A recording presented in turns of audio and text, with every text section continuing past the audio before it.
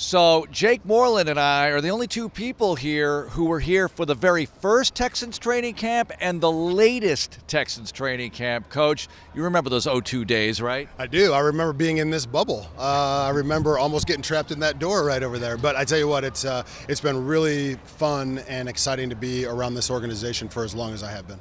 All right, so coaching tight ends, what's it like coaching tight ends in the new offense? Yeah, and the new offense is actually very similar to the old offense. We're asked to do a number of things, which is the fun and a great reason why people want to be tight end, because we're in the pass game, we're in the blocking game, we get to do a lot of things, and we get to really showcase our skill set.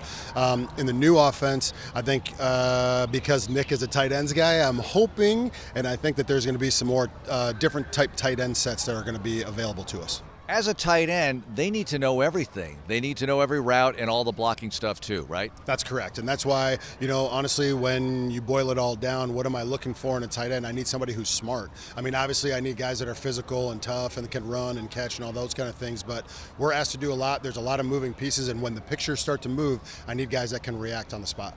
Cade Stover entering year 2. Tell me how he's doing. He made a lot of plays last year. He's doing great. He has made some very significant improvements in the weight room. I think he's bigger, he's faster, he's stronger. But again, playing at Ohio State and then getting here, even playing at Ohio State, being a rookie, those things are different, and going through an entire year and then 2 playoff games, that's a long season for somebody that has just coming off of a long season prior to that, right? So he's made a lot of progress in the weight room, but his study habits, having Dalton Schultz in the room, obviously being veteran presence and those kind of things, the guys study. And because they study, they're prepared on Sundays. Getting Brevin Jordan back, how big is that? He made a big play early on in training camp. Oh, it's so exciting. He's been chomping at the bit even in the spring. He felt really good. He wanted to get out there in the spring, but obviously we wanted to hold him back and make sure that everything was 100%. But just, he's a very infectious personality. He's got a big smile. He's a big personality, and so he's great to have in the room. But having him on the field gives us another depth for what we want to do as a tight end unit. You mentioned having guys at various stages of their career. Lache, rookie, comes in. Big guy, looks like he could do a lot of things for you. Yeah, very excited about Luke. He actually played at the University of Iowa for one of my good friends. They run a similar offense to what we're running. So the good part about that is that when he comes in, there's a lot of terminology that he's familiar with. Techniques are a little bit different and things like that, but he's able to get up to speed a little faster than maybe some of the other rookies.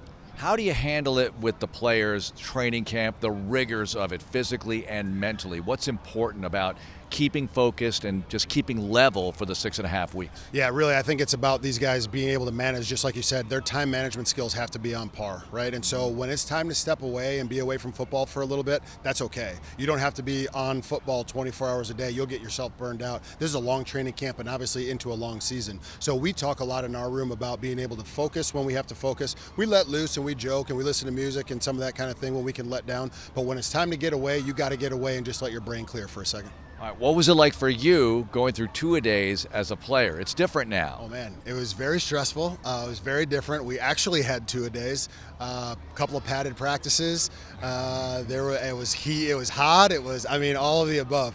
But I will say that because of the way that education has come so far with players and what they're going through mentally now, because I think that there's a more mental toll on a player now than I think what people give him credit for. All right, this is a very mental game, even though it's very physical and very fast and all of those kind of things. That's a big part of it.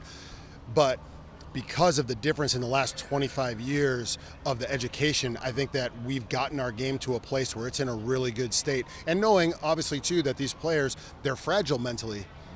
We got to take care of them physically because that's what we see, but we're not sure all the time about what's going on up here. So we try to really delve and peel back a little bit of some of the layers that way and make sure they're taken care of mentally too. All right, one more. I know not everybody plays special teams, but when Frank Ross has the wandering eye and looks at your position group, is that something you want or don't want? How do you approach that? Absolutely. I mean, the way that I made the NFL was through special teams. So I have a big part of special teams is a part of who I was and who I am. And so I am constantly encouraging guys that, hey, if we want to get 3 or 4 or 5 tight ends, which would be really ambitious, but if we want to get 5 tight ends to a game, it's got to be through special teams. You know what I mean? So special teams is a big deal, and we know that that's a big part of who we are, and we've been very good at it, which is also a big deal. Coach, thanks a lot. Good luck. Thank you.